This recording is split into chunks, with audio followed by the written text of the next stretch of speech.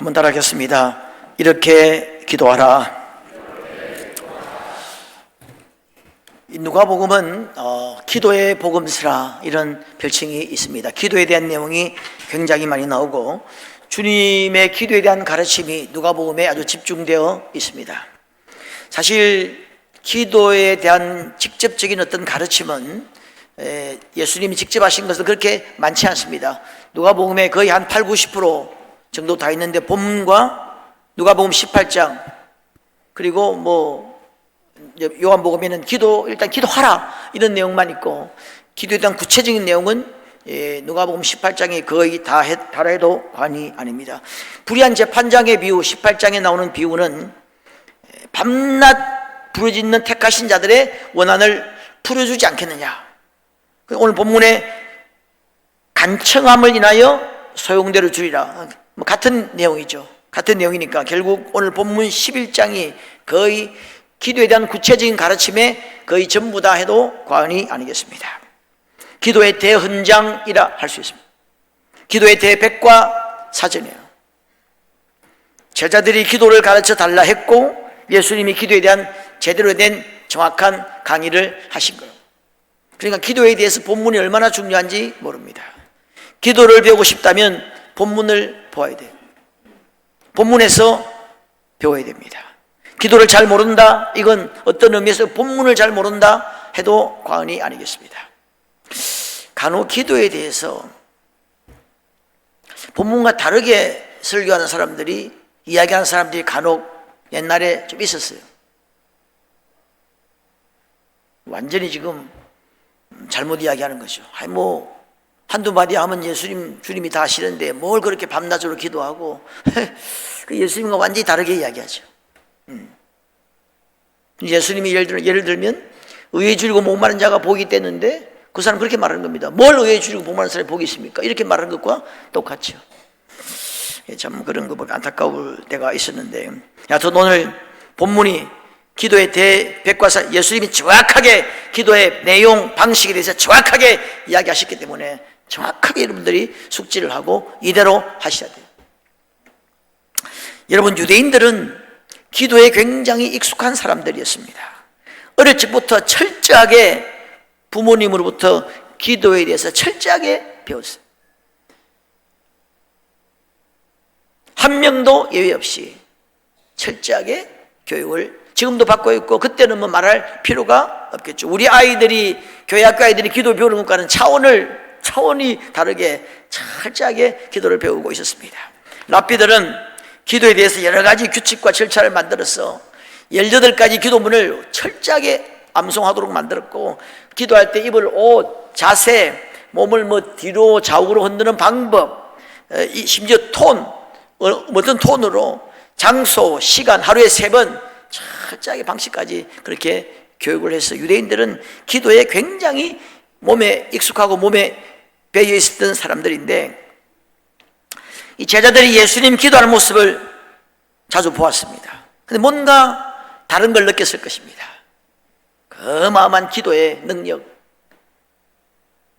자기들이 평소 하는 그런 기도와는 뭔가 좀 차원이 다른 실질적인 만남이 있고 축복이 있고 은혜가 있고 영광이 있는 주님과 깊이 교제하는, 그걸 보면서 기도를 가르쳐 달라 이야기했습니다. 여러분, 우리도 만약에 주님이 기도하시는 모습을 한 번이라도 볼 수 있다면 어느 누구도 정말 기도하지 않고는 견딜 수가 없을 거예요. 자, 오늘 기도를 주님이 가르쳐 주셨는데, 자, 오늘 본문에 보면은 1절부터 4절까지는 우리가 소위 아는 주기도문이죠. 주기도문은 주님이 가르쳐 주신 기도입니다. 주님이 하신 기도는 아닌 것 같아요. 왜냐하면 주님은 우리 죄를 용서해 주시고, 주님이 죄 용서를 구하는 기도 할 필요가 없겠죠. 주님이 제자들에게 너희가 기도할 때 이런 내용으로 하라. 여러분, 간혹 기도 제목이 없다는 사람이 있어요. 그럼 이 주기도문을 보시면 돼요. 난 기도할 줄 모른다? 주기도문을 보시면 돼요. 이대로 하라는 거. 주님이 이대로 하라 했으니까 이렇게 하면 돼요. 이 주기도문을 응용하면 정말로 우리가 풍성하게 기도할 수 있습니다. 오늘 말씀을 잘 들으시고, 사실 한 몇 시간 해야 되는데 짧게 한번 쭉 살펴보도록 하겠습니다. 자, 너희는 이렇게 기도하라 말씀하시면서 하늘에 이렇게 기도하라 하시면서 아버지여, 한번 따라합니다. 아버지여. 첫 번째 기도할 때 이렇게 기도하라, 입을 딱 열면서 하신 말이 아버지여 했습니다. 이게 너무 중요하죠. 놀라운 선언입니다. 유대 문헌에 어디를 보아도 예수님 전에 하나님을 아버지라 불렀든지 그렇게 기도했든지 가르친 내용은 하나도 없습니다. 예수님이 여러분 하나님을 아버지라고 했다고 해가지고 십자가에 달려 죽으신 이유 중에 하나가 그겁니다. 저들이 하나님을 아버지라 함이라. 아버지 하니까 아버지 자식같이 그렇게 이야기하는, 그게 사실은 예수님이 십자가 못 박힌 이유 중에 하나였죠. 놀라운 선언이죠. 아버지요. 여러분, 예수님이 가르친 기도는 아버지와 자녀의 대화예요. 기도에 있어서 가장 중요한 것이 관계예요. 관계. 기도의 가장 중요한 것은 내가 부르짖어야 할 대상이 누구며 내가 어떤 관계로 나가느냐, 이게 굉장히 중요하죠. 여러분, 소위 그 무당신앙, 이게 이렇게 무슨 정화산 떼놓고 산에서 촛불 같은 거 켜놓고 무당에게 비는 거, 여기 점집 찾아다니면서 비는 것과 차이가 우리의 기도가 차이가 있다면, 그렇게 물 떠놓고 비는 것은 대상이 막연합니다. 대상이 분명하지 않죠. 약속의 말씀이 없습니다. 무엇보다도 관계가 없어요. 그 비는 신이 귀신이 뭔지 중요하지 않습니다. 내가 비는 내용이 응답되면 그걸로 족한 거예요. 그게 기복신앙이죠. 여러분, 오해하면 안 됩니다. 복을 비는 신앙이 기복신앙이 아니에요. 기독교는 복의 종교입니다. 하나님은 만복의 근원이고 복을 달라고 기도하라고, 영육간에 복을 달라고 기도하라고 성경에 이야기하고 있습니다. 복을 달라고 하는 것은 절대로 기복신앙이 아니고 정통신앙인데, 기복신앙 뭐냐? 내가 지금 기도하는 대상이 누군지가 중요하지 않다 이거예요. 그분과의 교제가 중요하지 않습니다. 내 기도 제목이, 내 소원이 응답되면 돼. 내 소원이 신입니다. 내 소원이 가장 중요해. 내 소원 앞에 하나님이든 예수님이든 귀신이든 작두장군이든 삼신 할머니든 다 굴복해야 돼. 내 소원 들어주면 오케이, 안 들어주면 필요 없어. 내 소원이 그게 신입니다. 그게 주님이에요. 그게 기복신앙이죠. 혹시 예수를 그렇게 믿는 사람이 있다면 오늘 불어 좀 고치면 좋겠어요. 간혹 있어요. 기도 응답 안 해주네? 안 믿을래? 의외로 좀 있습니다. 기독교와 무속 신앙의 차이는, 여러분, 천지를 만드신 하나님을 내가 아버지로 만나고 있다는 거예요. 그 아버지와 영원히 천국에서 산다는 것입니다. 영원히 그 아버지와 영생 복락을 누리게 된다는 거예요. 이 땅에서 아버지의 뜻을 이루면서 살았던 우리의 온 삶이 그 앞에 드러나게 될 것이고, 그로 인해서 우리가 심판을 받는다. 이게 기독교 신앙이죠. 그 안에서 우리가 얼마든지 복도 구하고 은혜도 구하는 것입니다. 이것이 여러분 기도를 특징 짓는 열쇠예요. 기도의 방향을 결정하는, 기도의 내용들을 이끄는 핵심적인 첫 번째 요소가 뭐냐? 그분이 나의 아버지, 영의 아버지, 진정한 아버지. 우리가 기도할 때마다 순간순간 생각해야 될 것이 바로 이것입니다. 좋으신 아버지. 오늘 본문 11절 13절에 너희가 악할지라도 자식에게 좋은 것으로 줄 줄 알거든. 여러분, 자식에게 다 잘해주려고 노력합니까? 좋은 거 주려고 노력합니까? 능력만 되면? 그 주님 말씀이, 너희가 사랑이 없고 긍휼이 없고 악한데도 자식에게는 잘하려고 노력하지 않느냐, 이렇게 지금 도전하는 겁니다. 따라합니다. 하물며 하늘 아버지께서 그 자녀에게 응답하지 않겠느냐, 우리에게 한방 먹이는 거예요. 기도가 좀 달라져야 됩니다. 예수님이 가르친 기도를 보면 말씀드린 대로 기도의 정의는 부모 자식 간의 대화예요. 아버지요, 이 말하면 사실 끝나는 거죠. 기도 제목이 없다, 뭐 간단합니다. 아버지요 한 100번만 한 불러보세요. 아버지. 어떤 분은 뭐 그냥 밥 먹다가도 아버지 하던데 그 잘하는 거예요. 이걸 알면 우리의 기도가 좀 달라집니다. 이걸 알면 우리의 기도가 좀 깊어질 수 있습니다. 무엇이든지 구할 수 있죠. 어떤 사정이든지 아릴 수 있습니다. 격이 없습니다. 부모 자식 간에 무슨 격이 있겠습니까? 가장 중요한 것은 교제죠. 기도에 있어서 가장 중요한 것이 1번이었죠. 교제예요. 기도를 통해서 그분과 교제하는 겁니다. 그분의 음성을 듣고 그분의 숨결을 느끼고 그분을 통해서 위로를 받고 말씀을 받고 그분의 생명을, 그분의 은혜를, 그분께 사랑을 고백하고, 이 교제가 첫 번 중요하다 하겠습니다. 자, 그 다음에 아버지요 이렇게 하고 난 다음에 그 다음에 이름이 거룩히 여김을 받으시오며, 하나님 이름이 높임을 받고 거룩히 여김을 받도록. 기도의 시작은 하나님이죠. 이 주기도문에 한 6, 7가지 간구가 나옵니다. 여기 우리 본문 누가복음 말고 마태복음에는 하나 더 있죠. 뜻이 이루어지게 해달라, 그런 기도가 있죠. 여하튼 6가지 7가지 기도 중에 첫 번째 간구가 뭐냐면 하나님의 이름이 거룩히 여김을 받도록. 우리가 하나님을 아버지로 불렀다면 자녀로서 가장 먼저 생각해야 할 것이 뭐냐면 아버지를 영화롭게 하는 것이죠. 나의 개인적인 요구 조건과 개인적으로 직면한 모든 상황을 위해서 기도하기 전에 먼저 하나님의 영광을 위해서 기도하라는 것입니다. 우리 기도하면 어떤 우리가 가지고 있는 문제 해결만 생각하기 쉬운데 그건 두 번째, 세 번째예요.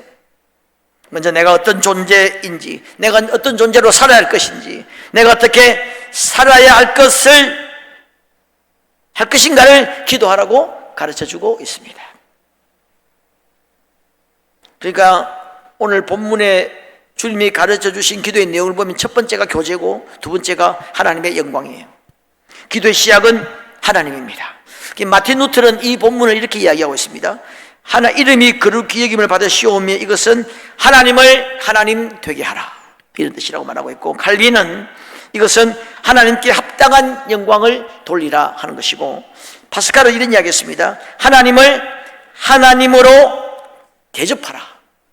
하여튼 이렇게 다양하게 해석을 하고 있습니다. 하나님의 이름이 거룩히 여김을 받도록, 나를 통해서도 거룩히 여김을 받고, 우리 이 땅에, 온 땅에, 이 대한민국의 북녘 땅에도 여기 대전, 옥계동, 석교동, 파남, 산내, 금산, 주부까지 다 모든 곳에서 하나님의 이름이 높임을 받도록, 하나님의 영광을 받으시도록,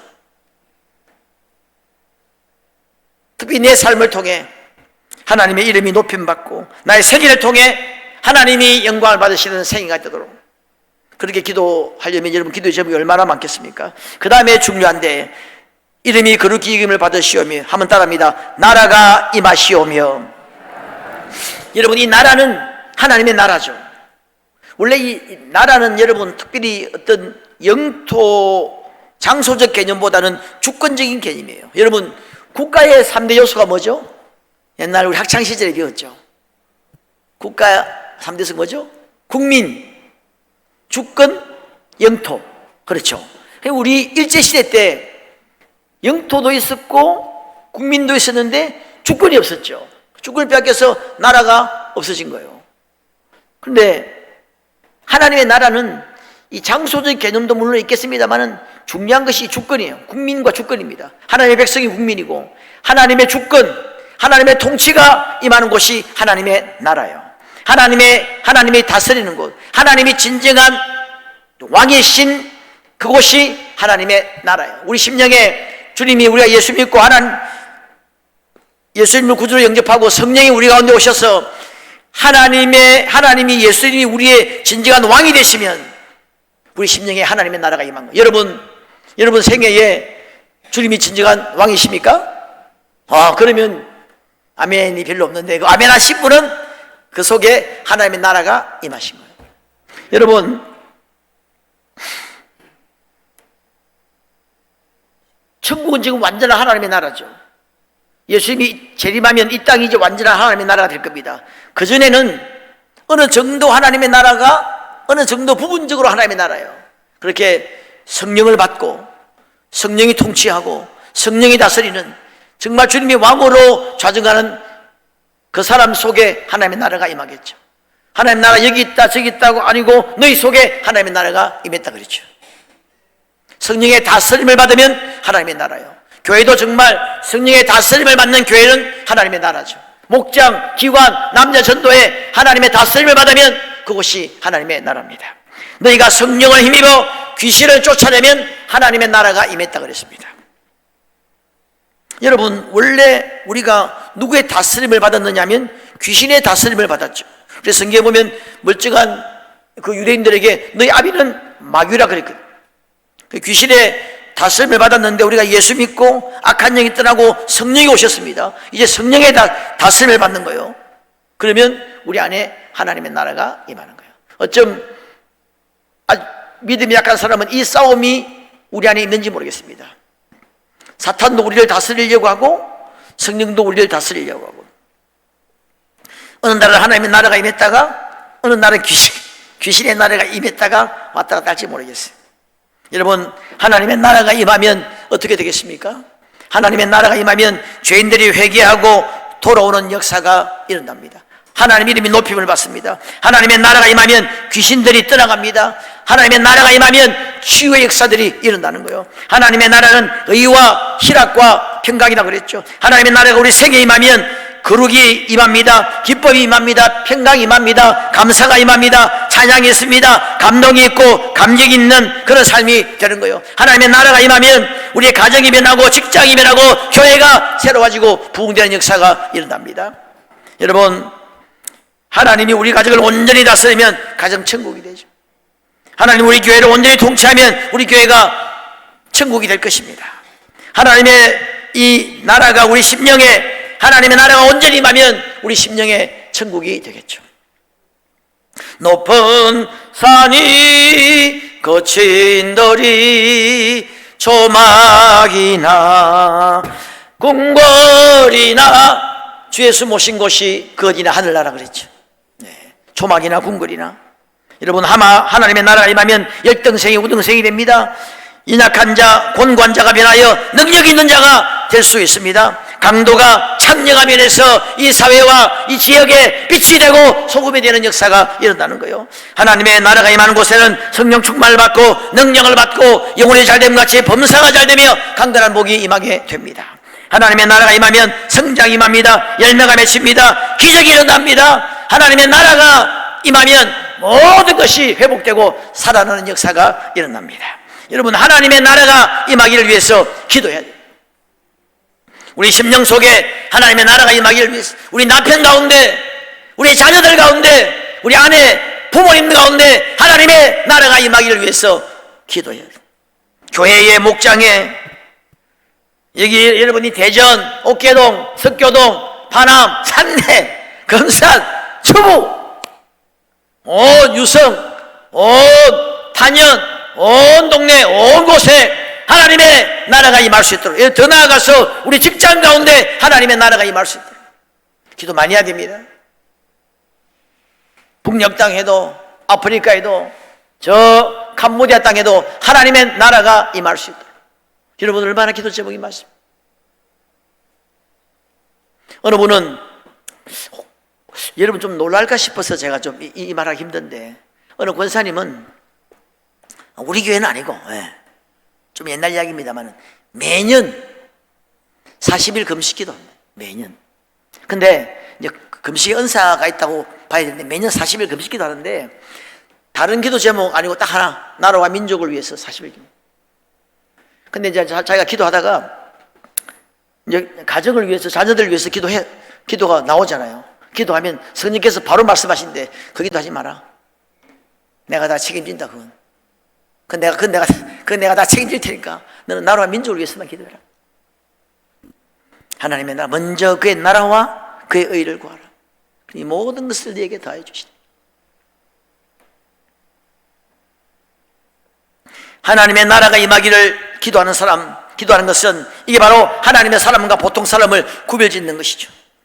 하나님의 나라가 임하기 위해서 기도하는 것은 기도의 사람과 보통 사람을 구별짓는 중요한 것이라 하겠습니다. 하나님의 나라를 위해서, 이 땅에 하나님의 나라가 임하기를 위해서 기도하는 사람은 정말 진정한 하나님의 사람이고 하나님의 동력자죠. 여러분, 그렇게 하기를 주의 이름으로 축원합니다. 자, 그 다음에, 이거 시간이 좀 갔는데, 자, 그 다음에, 자, 3절 보시면, 나라가 임하시오며 우리에게 날마다 일용할 양식을 주시옵고, 우리가 우리에게 죄 지은 모든 사람을 용서하오니 우리 죄도 사하여 주시옵고, 우리를 시험에 들게 하지 마옵소서. 이거 뭐 다 설명하려면 깁니다만은, 일용할 양식을 달라고 기도하라는 거예요. 여러분, 마틴 루터는 일용할 양식이라고 하는 것은 육신 생활을 유지해 나가는 데 있어서 필요한 모든 것, 정신적인 것, 모든 환경까지를 포함한다 그랬습니다. 여기에 뭐 거의 대부분의 학자나 목회자들은 동의하고 있습니다. 나도 동의합니다. 일용할 양식, 양식이 뭐 하늘로부터 떨어진 게 아니잖아요. 양식을 위해서 직장도 해야 되고 사업도 해야 되고 움직여야 되고 자동차도 필요하고 사업장도 필요하고 집도 필요하고 하겠죠. 이런 거 구하라는 겁니다. 매일매일 데일리 푸드, 데일리 브레드, 매일매일 양식을 위해서 기도하라는 거예요. 이런 것을 구할 수 있다는 것이 얼마나 감사한지 모르겠습니다. 매일매일 구하라면 구하는 것이 겸손이에요. 나는 뭐 직장도 있고 뭐야 철밥통? 뭐 은행에 돈도 많고 안 구해도 돼? 안 돼. 교만해. 구하라면 구해야 돼. 매일마다 구해야 돼. 아침에 눈 뜨면 구해야 돼. 오늘도 일용할 양식을 주시고 구해야 돼. 구하는 것이 겸손이고, 하나님이 주시지 않으면 안 된다는 걸 생각해. 하나님이 주시지 않으면 내가 살 수 없다는 것을 어쩜 고백하는 것이라 할 수 있겠습니다. 자, 어떤 분이 이제 그런 재미난 이야기를 했는데, 일용할 양식은 현재 오늘을 위해 기도하는 거죠. 죄 용서는 뭐예요? 이미 지나간 걸 용서하는 거잖아요. 지나간 걸, 과거를 기도하는 겁니다. 시험에 들지 않도록 미래를 위해 기도하는 거죠. 그래서 마틴 루터는 이런 이야기 했습니다. 하루를 마치고 잠자기 들기 전 죄 용서를 구하고, 아침에 일어나면 시험에 들지 않게 기도해라. 그리고 일용할 양식을 구해라. 그래서 우리 그리스도인들은 하루 잠들기 전에 죄 용서를 구하는 기도를 해야 돼. 오늘도 지은 죄를 용서하시고, 또 내게 잘못한 사람을 내가 용서하고, 그리고 아침에 일어나면 오늘도 일용할 양식을 주시고, 시험에 들지 않도록 기도해야 돼요. 여러분, 시험에 듭니다. 우리 인간은 시험에 들기 쉬운 존재예요. 우리가 알지 못하는 사이에 시험에 들 수 있습니다. 사탄은 우리가 시험에 언제 들었는지도 모르게 시험에 들게 할 수 있습니다. 나도 모르는 사이에 믿음이 식고, 사랑이 식고, 소망이 식고, 기도가 약해지고, 영적 침체에 빠지고, 나도 모르는 사이에 교만하고, 나태하고, 열정이 식고, 사랑이 식고, 은혜가 식고, 기쁨이 사라지고, 감격과 감사가 점점 식어지는 거예요. 돌아보면 식어 있습니다. 돌아보면 믿음이 떨어지지 않기를 기도하라. 저번 주에 기도했죠. 믿음이 돌아보니까 식었어. 언제 식었습니까? 몰라. 언제 시험에 들었는지. 그게 큰 시험이잖아요. 시험하면 무슨 이런 걸만 시험이라고 생각하는데, 믿음이 떨어진 게 가장 큰 시험이잖아요. 믿음 떨어지면 끝이니까.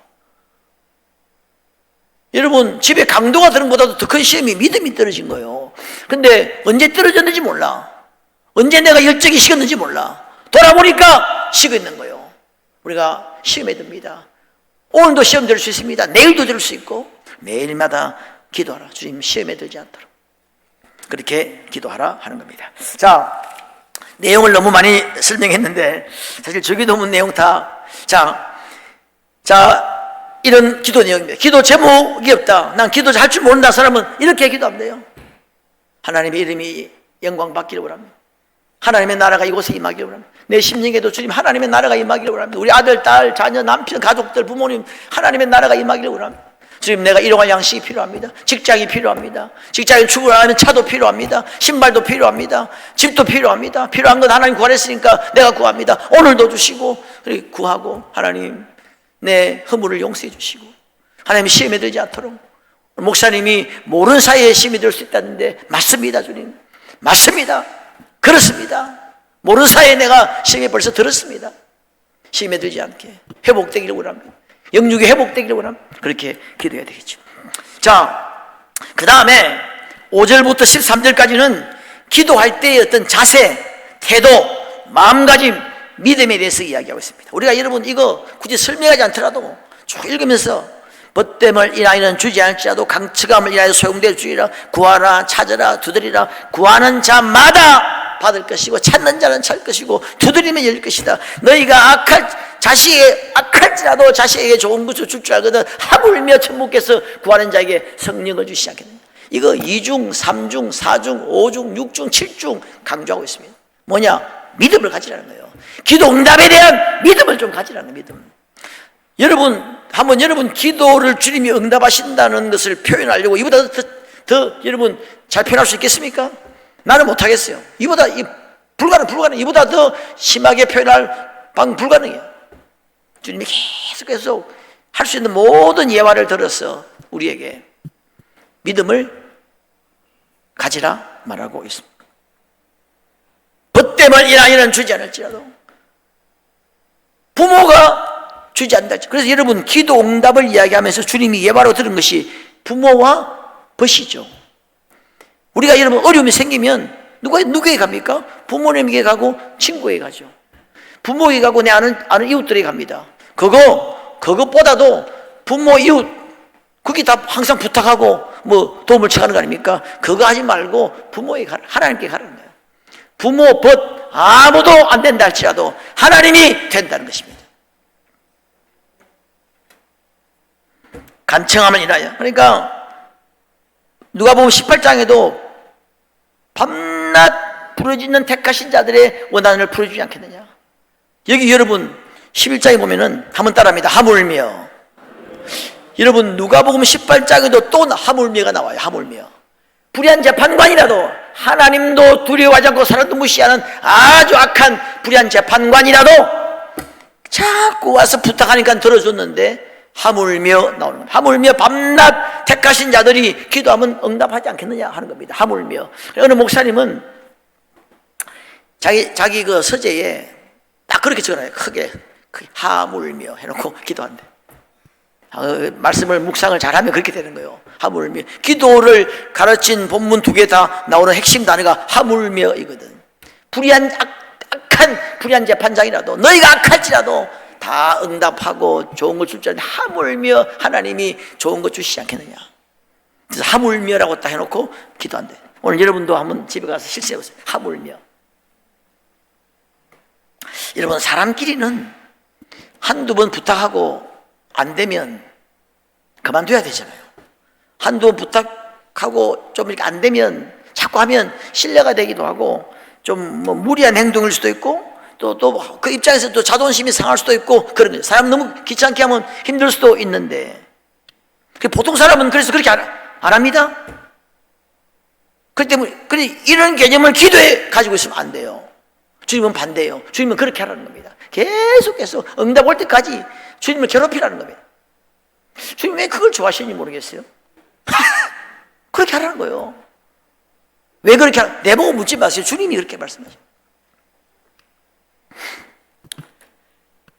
간청함을 인하여. 예수님도 그렇게 기도했죠.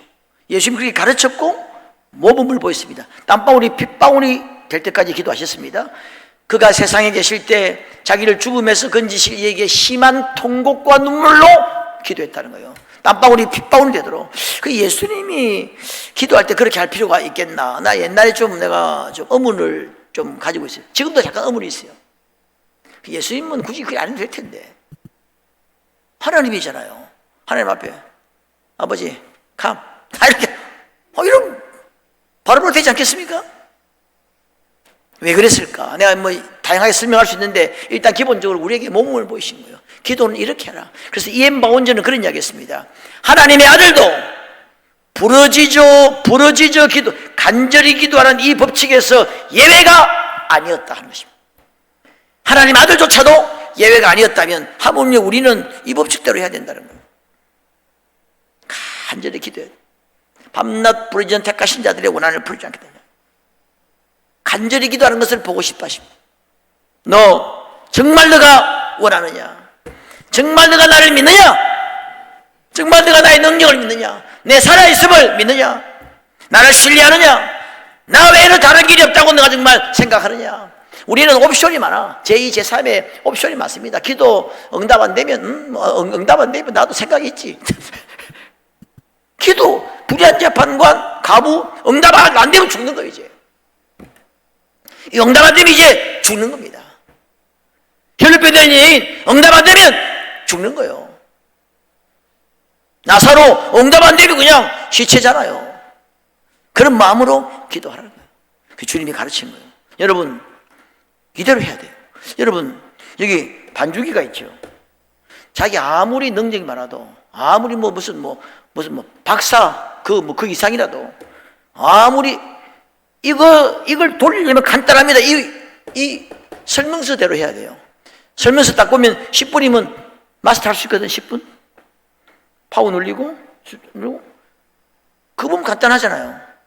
근데 이걸 하려고 여기다 금은 보화를 아무리 쏟아부어 보세요.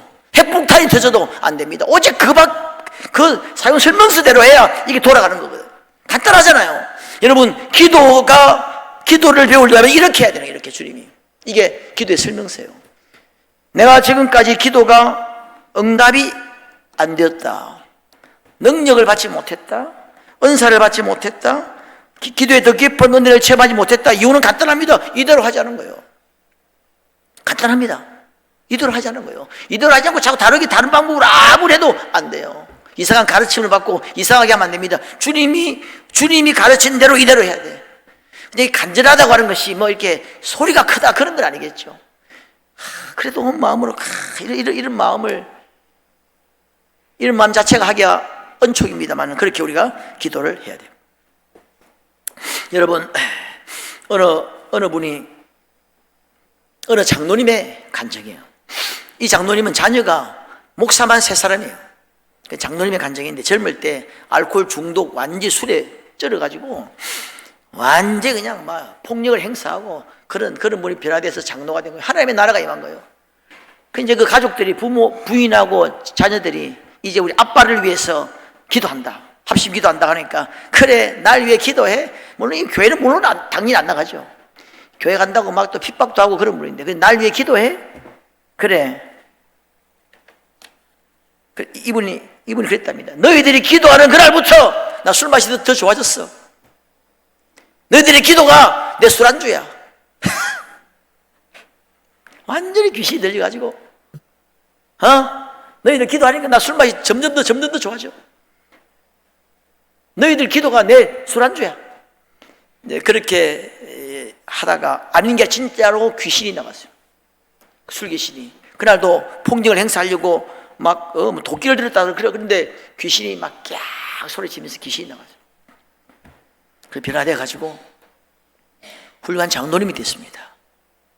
이름을 진짜 기억이 안 나는데, 그 자녀만 목사님이 3분이 있는 8남매인데, 내가 왜 이야기 왜 하느냐? 그 부인하고 자녀들이 기도를 어떻게 했느냐? 아빠 영혼 구원을 위해서, 알코올 중독 이제 가망 없다고 했는데 영혼 구원을 위해서 한 달인가 교회 와서 꼬박칠하게 됐대. 착실하게 아빠 영혼 구원시켜달라고. 그런 좀 간절한 기도가 필요하다 하는 것입니다.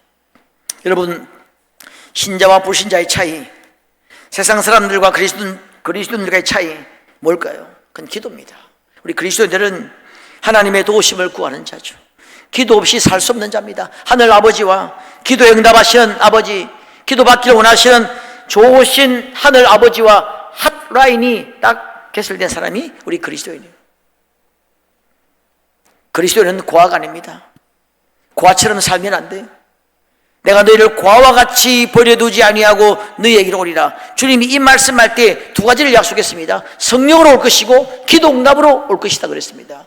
내가 너희와 항상 세상 끝날까지 함께 있는데 어떻게 함께 있느냐? 기도 응답으로 함께 있겠다는 거예요. 기도하지 않으면 고아예요. 여러분, 간증 많이 듣죠?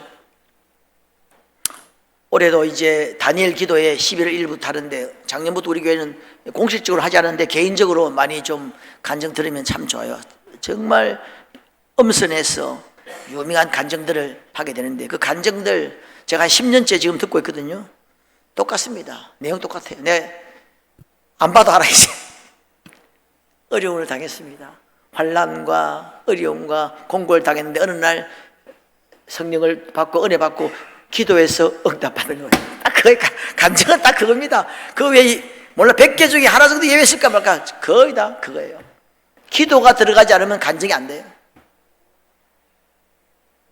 이 간증들에서 기도가 빠지면 간증이 안 됩니다. 만약에 뺐다 하면 그분이 실수로 빼먹은 거예요. 기도해야 살아납니다. 기도해야 전성기가 옵니다. 우리 그리스도인들은 기도하는 사람들이죠. 기도의 능력을 체험해야 되고 체험한 사람들이고 기도로 먹고 사는 사람들이 그리스도인입니다. 내 집은 만민의 기도하는 집이라 그랬잖아요. 다시 우리가 기도에 불을 붙여야 됩니다. 다시 기도의 자리로 나와야 됩니다. 여러분 기도의 제목이 없습니까? 여러분 자녀들, 가족들, 일가 친척들 다 성령 충만하십니까? 지옥이 있다고 여러분 믿습니까? 기도할 제목이 왜 없습니까? 울어야 돼요. 울어야 될 기도죠. 저도 좀 이제 가을에는 기도를 좀 더 해야 되겠다 이런 생각을 하는데 우리 기도 제목이 많습니다. 지금은 기도할 때 시간을 내서 힘들어도 저도 그런 체험을 많이 해요. 기도하러 가려면 힘들어요. 어떨 때 몇 시간 앉아 보통 힘든 일. 근데 기도하러 가기 싫어요. 어떨 때는 좀 쉬고 싶고 뭐 재밌는 프로그램도 보고 싶고 이렇게 편히 앉아서 얼마나 좋아요. 착 앉아가지고. 근데 억지로 가거든요. 딱 갔다가 올 때는 항상 변함없는 생각은 잘했다. 야 정말 한 시간 그냥 그랬으면 그냥 퍼졌을 텐데. 그래서 기도하니까 힘이 생기고 깨달음이 오고 또 막 영이 좀 시원함을 느끼고 참 그 말로 들을 수 없는 기쁨. 특히 우리에게 본다고는 얼마나 좋아요. 에어컨이 쫙 빵빵하고.